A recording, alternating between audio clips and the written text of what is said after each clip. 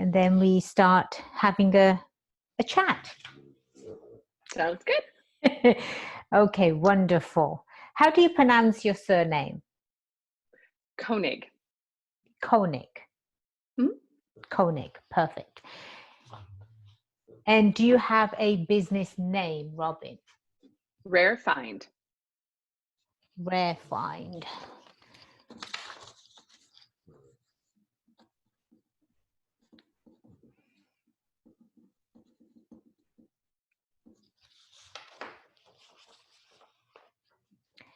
All righty.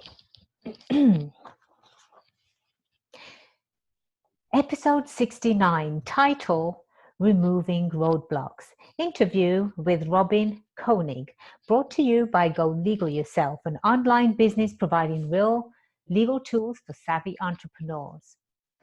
Welcome to the Go Legal Yourself podcast, episode 69, title, Removing Roadblocks. I'm your host, Attorney Kelly Bagla, the Queen of Business Law. Today, I have the pleasure of interviewing Robyn Koenig. She is the owner of Rare Find. Robyn is a coach, a speaker, and also a fellow host of Rare Find Voices podcast. Welcome to the show, Robyn. Thank you so much, Kelly. I'm happy to be here. Wonderful to have you here. Do you have a joke or a quote you'd like to share with the audience? A joke or a quote? Oh, goodness. You know, all of my jokes, I get eye rolls from my 4 teenagers, so I tend to not tell a lot of jokes.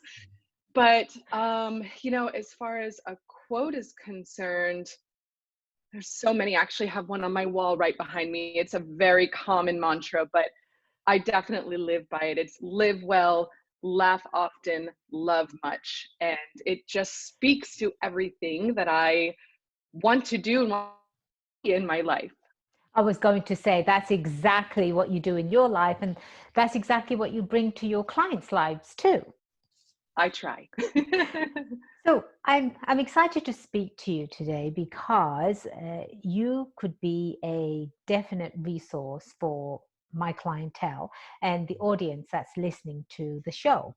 Now, as a business coach, you do quite a bit of things. You're definitely a speaker and you do host your own podcast too. So I want to touch upon those different aspects of your business. But first of all, why don't you share with us your entrepreneurial journey and how you got to where you are? Wonderful. Well, you know, I love being able to tell stories because everybody has a story about where they went and how they got to where they are. And for me, it definitely was not starting off as an entrepreneur or even a small business owner. I actually graduated college with 2 degrees in apparel merchandising and custom construction technology, which do not sound anything like what I do today, but I knew that I wanted to go out and I wanted to be a freelance wardrobe stylist, which I did. I moved from the Midwest and I hit the West Coast and I worked in the entertainment business for about 3.5 years as a freelance stylist. And what I learned in that journey was that that wasn't necessarily for me, but I knew I wanted to use all of the things that I was good at. And so I transitioned into a career in marketing communications. And that was a great experience. I worked on the agency side for very big brands like Procter & Gamble. I then decided I really wanted to go into the brand side. So I worked for a very big brand and I was in marketing communications in the corporate world for about 12 years. And after another layoff, I then started to work for a nonprofit organization. And I was the leader of a nonprofit organization, their COO, for about 7 years, and went through another layoff. And so over the course of about 20 plus years, I found I was pivoting through all of these different kinds of career experiences. And I got to a place where I didn't really know what I wanted to do, but I knew what I didn't want to do. And so I stopped. I literally just stopped and gave myself some time to think about it. And what came up for me was my desire and passion to help people figure out stuff, figure out their problems, find solutions. And so this idea of becoming a coach and being a consultant came to life for me, to have the flexibility and the freedom to be a mom, do all the fun things with my 4 kids, and then also navigate the business in the direction I wanted to.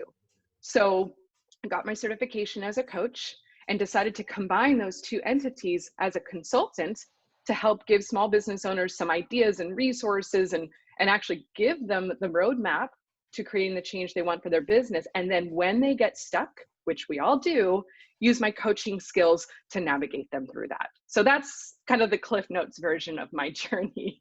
That's fantastic. Obviously, as entrepreneurs, we all have our own journeys and our own time as to how we get there and when we get there. But what sets you apart, Robyn? I've had the pleasure of actually listening to, or actually, yes, listening to some of the processes that you use, right, as a coach. So one, why is it that a business would hire a coach? And then two, share with the audience some of the processes that you use, because it was very enlightening to me. And so if I found it fascinating, I'm sure the audience is definitely going to find it fascinating too. Yeah. Well, Kelly, I love the fact that you said a process, or I can't say it the way you say it. It sounds so much more interesting when you say it, process. But that's really what it is. You know, it's not magic. It's you know, and there's a lot of perhaps sometimes misconceptions around what coaching is and what it does, because it doesn't seem very tangible, you know. And so when somebody comes to me and wants to understand, well, like, well, what is a coach? What does a coach do? I use that word, process, right? I help kind of figure out, first of all, what's going on upstairs, what's going on in your head, what are the thoughts and the beliefs and the things that are coming up for you when you think about whatever it is that you're dealing with, like how you're stuck, or what you're frustrated about, or what it is that you truly want to do, but you just can't seem to get there. And so the first step in a coaching process is to figure out the mindset. What are the belief systems, or I like to say your BS? Right. What's your BS that you're currently dealing with? We all have it, don't we, though, Robyn? We all do. And I ask for permission from my clients to call them out on it, you know, because once we understand that, then I can say, okay, well, how is that making you feel? What kind of energetic state or emotional state is that putting you into? And what is it preventing you from doing? Or what is your stress response to that? So we connect the dots. I call it the TFA train, the thoughts to the feelings to the action. And once we start to do that, it's kind of like a wash, rinse, repeat. You can apply it to whatever the scenario is. And so we use a lot of, you know, let's talk about what the scenario is. Let's try and almost like distance ourselves from what's going on. Because as a business owner myself, I know what it feels like to be so connected to what I'm doing, right? It has a lot of implications. It affects how I show up in my family life, right? It affects how I show up as a mom. It affects how I might respond to somebody at the store, or, you know, all of those things. We have our triggers and our responses. So I want a business owner to be able to detach a little bit from the situation, look at it, right? Like outside looking in, and then unravel it through that process to say, okay, well, what are you thinking right now? What's the belief that's coming up, and how is that limiting you? And then we kind of develop a way to change that or shift it so that they can see it in a new light, right? A new perspective, a new possibility. So that's a lot of the process, even though some folks may not have thought that that's what coaching would be. That's a big part of it. And I'm there as their navigator, right? To not judge and help them just like put it on the table. Let's look at it. And when you're ready, like, let's do something about it to change. See, the title is of this show, of this episode, Removing Roadblocks. And you've hit upon something really crucial, which is the mindset. A mindset of an entrepreneur. Now, as an entrepreneur yourself, and I've been an entrepreneur for a while now, and I interview entrepreneurs all the time. They've all come from somewhere. When I used to go out and network quite a bit, I used to come across all different types of people with different mindsets, Robyn.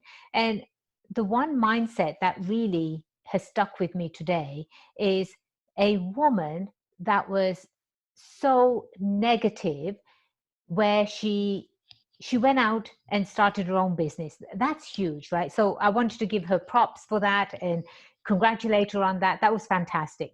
But the way she would look at life, right? The way she would look at her clients, she'd approach them from a negative perspective. So, for example, uh, she spoke at this one meeting we were in, and she said, I've always, my upbringing has got a lot to do with the way I interact and I see myself. Apparently, her upbringing wasn't, it wasn't too kind, let's put it that way. And her mom would always put her down. And so she was brought up with this mentality that she wasn't good enough for anything. Everything that she did, it was not good enough. So she wanted to come up with a pricing for her clients. And so when she would approach the clients, she'd say, well, this is how much I charge. Is that okay? Never ask a client, is that okay? So initially she's approaching the client with apprehension. And so as a customer, I certainly don't want to do business with someone that is not sure about themselves. So talk to me about the mindset, because I loved the I think you had 8 different sections that you spoke to me about. And I'd love for you to share that with the audience, just kind of touch upon these, because people don't think about that when they're thinking about business coaching. They usually think about, okay, I've got my coach, she's going to solve all my problems and it's going to happen in a month, right? Well, we're here to tell you, no, that's not going to happen. But the first thing would be the mindset. How do you get them to start thinking differently that's going to help them in their journey? Yeah, those are great questions. And that example was exactly true, right? We call them gremlins. We all have a gremlin, right? Like on our shoulder telling us like, you're not good enough. You're not pretty enough. You're not smart enough. You can't do that, you know? And that pops up and they're always going to pop up. It's what do you say back to them? Right. And so, but it's interesting. There's a statistic out there that some scientists say that there's each person or individual has over 50,000 thoughts per day. 80% of them are negative or what we don't want, which means only 20% of them are focused on what we do want or what we think is possible. And 95% of them are repetitive. And so if through the course of your day, you've got these repetitive thoughts that are coming up all day long that are not focused on, what you want, then it totally makes sense that you would show up with a negative thought or mindset or approach to your business. And so the very first piece of the segment, when we look at a business, and there's 8 different segments of the business that I would help a business owner kind of understand where they're at, right? Without judgment, like where are you when it comes to these 8 different segments? And we're very specific in doing it where we look at 4 parts of them on the strategic side of a wheel and then 4 parts of them on the tactical side. And the very first one is energy, or you could translate it as culture or mindset, right? For a solopreneur. And what I like to do is understand, where are they energetically? And when I say energy, I mean, what are they thinking? What are those belief systems that maybe they were brought up with or an experience has created them? And there's either 2 kinds of energy. There's catabolic energy, which is the negative stuff. It's heavy, it feels destructive. It's like being in a dark hole, right? With blinders on. It feels like you're stuck, right? And anabolic energy is lighter. It's more positive, and it opens up your ability to think about possibilities or a new perspective. And so we look at where they are first and how they're showing up. And I actually have an assessment that I do that's a data-oriented assessment that they can take. And I like to help them understand the results from that, because it's going to tell me, well, in what situation are they showing up with these negative thoughts or a negative mindset, and how is that impacting their ability to change the course of their business or lead their team or engage in a networking situation or even handle their pricing. It really does set the stage for all the other pieces, because once you start to work on the mindset shift and that energy, then you're going to go into strategic direction, which is the next piece of the puzzle segment, with a much different lens than maybe the last time you did your strategic direction with a negative mindset. Right. So yeah, so that's kind of where we start and why we start. And just like in something, I like to use fitness as an analogy all the time because it's something I'm really passionate about. When you show up and you start working out more and more, you see you start to see the results. Like you said, it doesn't maybe happen in a month, but you're going to start to see some changes, feel those changes and see the results, which creates pride. And pride is a feeling that we get that then creates an action of motivation because you want to feel it more. So it really kind of is like this, cyclical thing. So the more that you start seeing those results, maybe in your business, it's more sales, or maybe it's a happier team environment, or maybe it's just you're making more connections and you're feeling more optimistic. It's going to have that effect that you want to do that more and create more energy and more focus around that consistency that you need to keep showing up in your business to create those changes. See, Robyn, now you're talking my language, right? So in a previous life, I used to be a certified personal trainer. I have been working out ever since I was 18 years old. I took a gym class in college, learning how to lift weights and what have you, and I absolutely fell in love with it. And now it's become part of my daily life. It's as if I would get up, brush my teeth, I go work out. And seeing results, right? So I sort of analogize business coaching to say you're training at the gym. There were so many people that wanted to come in with preconceived ideas. I want my body to look like this, and I want to be that, and you fantastic. They're energized, they're ready to go, but you have to say, well, it's going to take hard work, right? It's going to take hard work. And are you willing to put that in? Plus, it has to be consistent. It's not something that you're going, unless you're going to compete and then you work really hard for 3 months, right? You diet and what have you, and you compete, and that's it. And that's what you wanted to do. Fantastic for you. But if you want to keep this as part of your lifestyle, you have to get someone that can teach you how to use the weights, get someone that can teach you and put you on a regimen. But then again, Robyn, it's not as if that one magic happens for the rest of that person's life. You have to keep changing up the routine because their body gets used to what you're doing to it. The muscles get used to what you're doing to it. And then you hit that plateau, right? And then you just say, oh, I'm done with it. I'm not seeing any more results.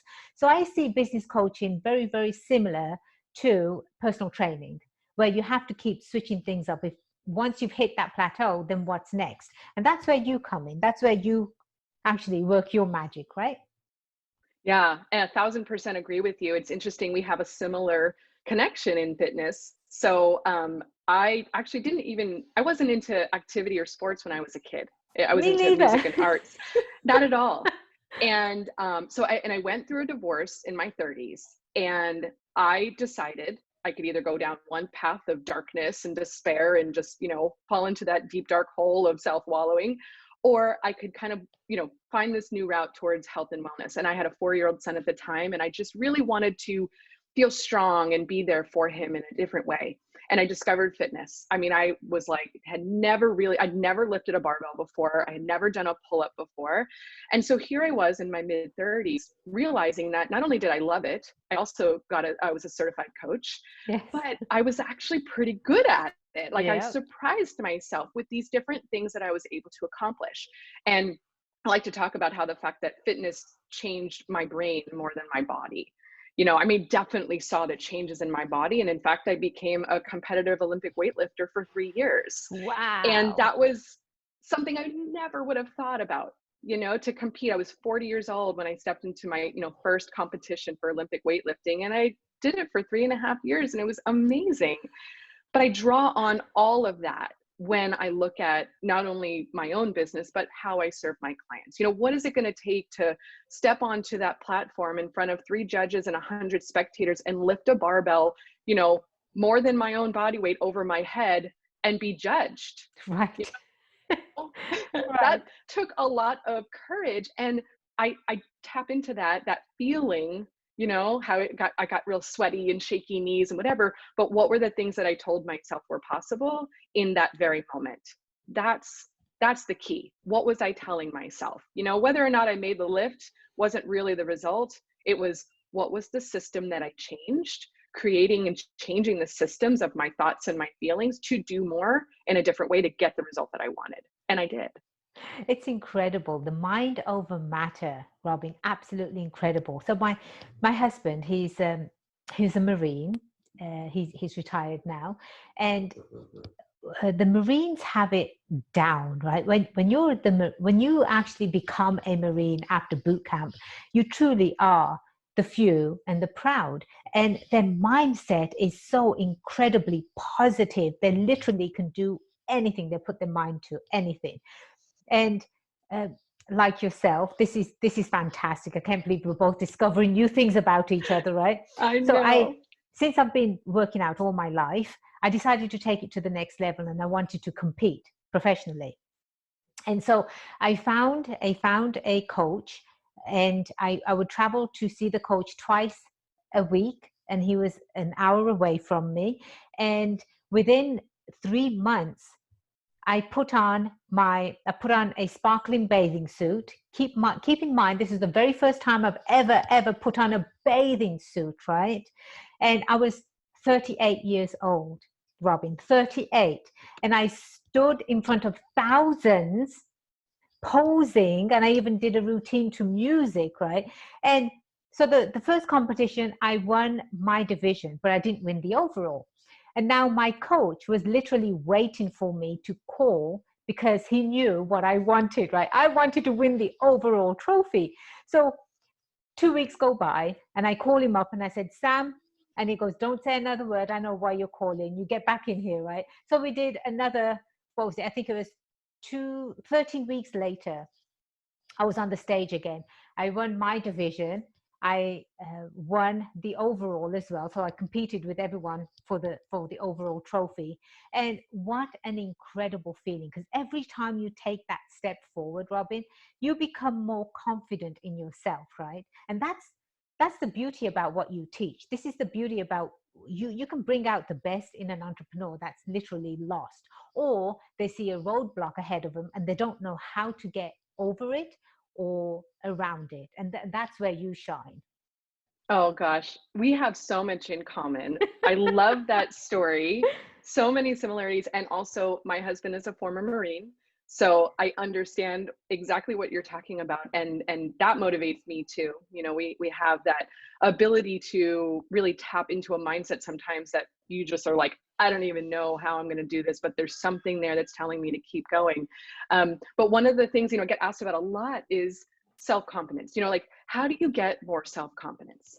And I like to share that self-confidence is a renewable resource. You never run out of it, but you do need to understand how to tap into it.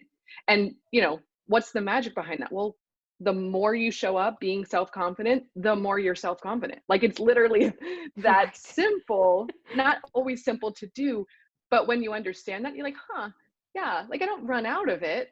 I just sometimes forget how to tap into it. So just keep doing it. Keep showing up on that stage. Keep showing up on that platform. Keep showing up to a speaking opportunity. You know, like, one of my favorite concepts is that there's so many things that we try that we start with zero. You know, when you started your podcast, I started my podcast, we had zero listeners. Right. We showed up. There you We still go. did it. You There know, you a go. sports team goes onto the field, there's 0 points on the board, Exactly. right? So if you can understand that for yourself, and we put so much pressure on ourselves as business owners, right? Because it is so personal. We want to obviously do well for ourselves, but we feel like everybody's looking at us and everybody's comparing, and, you know, they're creating this measure of success. It's not their decision. It's not their measurement. You've got to decide what your measurement is. And even if you're starting at zero, show up like you've already got points on the board, and you will, right? But it does take work. And I also understand, with so many of my clients, they're like, yeah, the mindset is great. Like, I want to work on that. But when do I see the change in my business?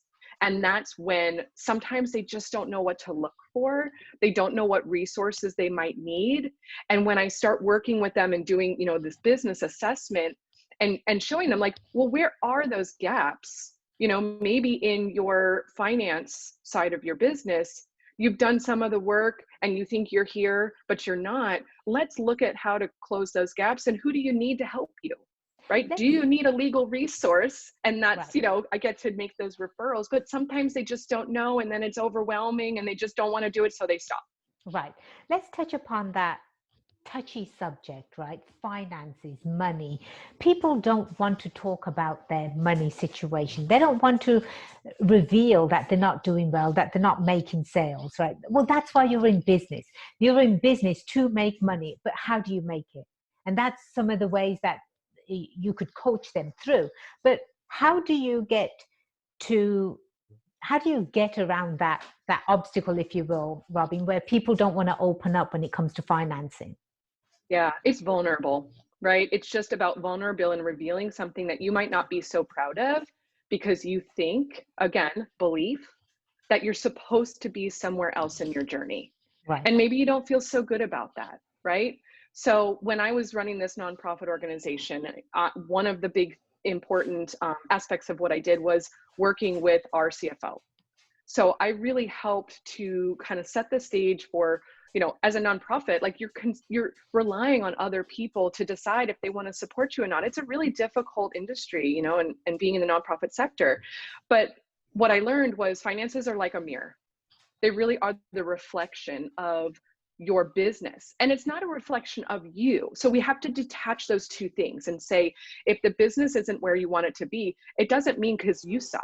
It doesn't Right. mean because you're a terrible person, right? Like, let's just kind of look at it for what it is, put the numbers on the table, just like if you're in a fitness journey and you look in the mirror, like we don't always love looking in the mirror, getting on a scale, but guess what? You need something to measure and see the results, because if you are going to look at it like a business, it's not a hobby, Right. right? And that's difficult when you are passionate about helping people. I experience this a lot, especially in health and fitness. They want to help people. Coaches, we want to help people. But guess what? You got to focus on your business, or else you're not going to be able to keep helping people, right? Absolutely. They are not mutually exclusive. I love to say that, because you got to do the two things in order to keep doing what you love to do as a business. And if that doesn't matter to you, totally okay, right? Do it as a hobby, do it on the side. That's totally okay. But make a decision. If it's the business, then we need to look at the numbers, remove the shame, remove the judgment and the expectations, and then say, where are you now? Where do you want to go? How do we build that bridge and get you there? See, that's brilliant advice. Separate the two, separate the individual from the business. That is brilliant advice right there, Robyn. I have to ask you, can you share with us, because this show is about helping entrepreneurs become successful. And before you become successful, you're not successful, right? And the reason you're not is because you've made mistakes. Can you share with us maybe one or two mistakes that you made previously in your business, or something that you wish you had done differently? Yes, I think that honestly, I don't necessarily believe in even it being a mistake. I just believe in it something that we learn from along the way, right? And if you remove the judgment that it was wrong or good or bad, it just didn't work. You know, it didn't work. Okay. So for me, when I first decided to go off on my own, right, it was actually because I was laid off. I, I didn't choose it, which now I can look back and say I'm blessed and I'm grateful that it did occur and it was the right thing to happen at that time. But I was mad at first. I mean, I was like, this is not what I'm supposed to be doing. What do you mean I don't have a job anymore? I mean, all those things that you go through and, you know, the process. And so I jumped in immediately after, you know, kind of giving myself a little bit of time, but I jumped right into saying, I need to build this business. And I designed it based on what I thought everybody else wanted me to do. So, you know, I've had 3 different names for my business. I first started it with Rare Find Leadership Coaching. That was the first business. I mean, I went out, got my DBA right away, like, you know, got my business entity put together, like you'd be so stoked, right? Yes. And I didn't even know what I was doing, but I knew I was like, I'm going to do this right now. And of course I'm going to be a leadership coach because I've been a leader for 20 years. That's what I'm supposed to do. That's what I'm good at, right? Right. What Right. everybody expects.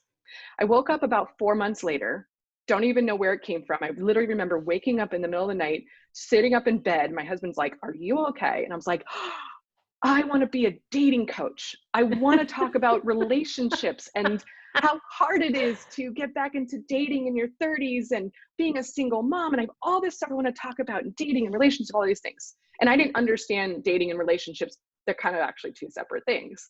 But I was like, I'm going to go get a new business name. I went out, got another business name, Rare Find Relationship Coaching. Like, people need to know exactly what I do. And, I have to name it that. Right. So I did that. Great. And I put together an online program, and I was coaching people and helping them in dating. And then I was also a matchmaker. I was like, I'm going to also help people find love. So I'm going to coach them through it and then help them find their love. Well, the short story of this long story is the fact that when I was doing those two things, I realized not only were they not aligning at all, because the matchmaking side of my clientele really just wanted me to find the person, like, serve up the to-go meal of this person that I'm looking for with these characteristics. Don't coach me through it. Just deliver it, please. Right. That's what I was being paid to do. And I was like, but I really want to help them. Like, what's getting in the way of them finding love? And so I realized that I was a much better coach than I was a matchmaker, even though I had some success there. But what happened was I kind of found myself back in this tailspin of like, oh my gosh, now what kind of coach am I? And so the back of my head, I kept telling myself, what is the real reason I'm doing this? Well, Rare Find, that those two words were so important to me. They were so meaningful to me, because when I had this layoff and I was trying to figure out my new life path, I had a very dear friend of mine who was a mentor, did a review for me. And he essentially, kind of put out there like that I had these gifts that I was giving to the world, my experience in C-suite and nonprofit. And he said I was a rare find indeed. And I was just blown away, right? His name is Steve Farber. He's actually a very well-known author and keynote speaker.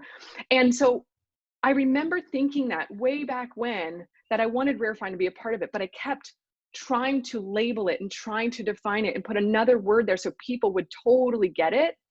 And at the end of the day, I took off the rest of those words and I said, it doesn't matter to me right now what kind of coach I'm trying to identify as, because I want to help people feel like they are a rare find in this world, whether it's in their business, whether it's in their dating, whether it's like we have one life, and when we work on us, it affects all aspects of our life. And so to answer your question, the mistake or the learning that I discovered was that the more I tried to put these defining things in place because I thought other people wanted that, the more I was getting further and further away from what I truly was doing to help people. So I just got rid of it and said, I know how I can show up powerfully and help people. Doesn't matter to me if call me whatever kind of coach you want. You need a career coach, I'm a career coach. You need a business coach, I'm a business coach. Like, I'm a process expert. There you go. A process expert.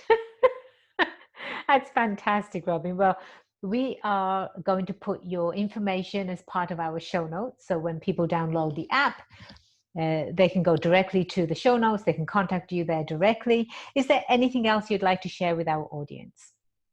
I just, first of all, appreciate so much being on the show. And obviously, like, my favorite part of connecting on these podcasts and such is just learning more about people. Yes. And so I love learning more about you. And the same for, anybody listening. If they feel like, gosh, running a business is a very lonely situation, it can feel that way. But being an entrepreneur or solopreneur or even a small business owner does not mean doing business alone. And so my encouragement is to reach out and just talk to somebody like myself to say, well, what will it take for me to get from here to here? And without the judgment, I can just kind of share some ideas or some insights in the way that I can see it, which might be a little bit different.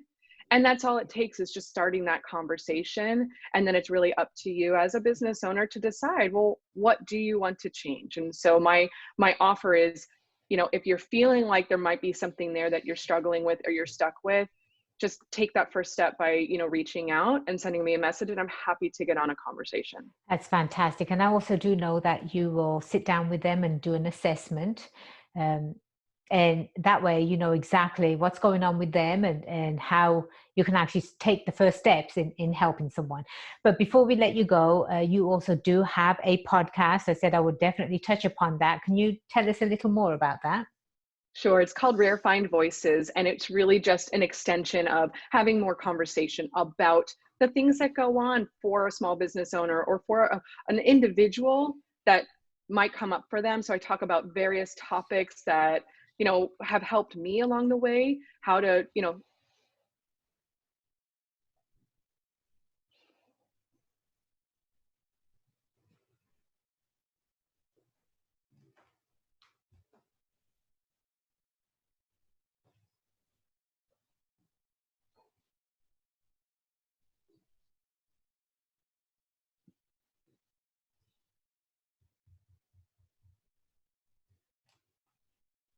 If you can hear me, Robyn, the screen's frozen.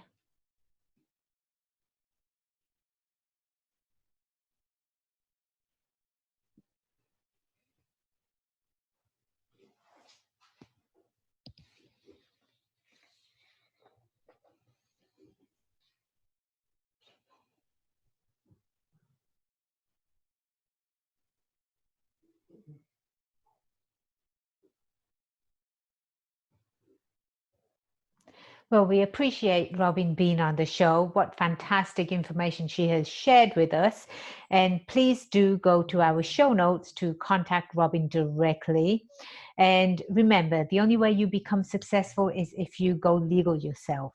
I am attorney Kelly Bagla, the Queen of Business Law.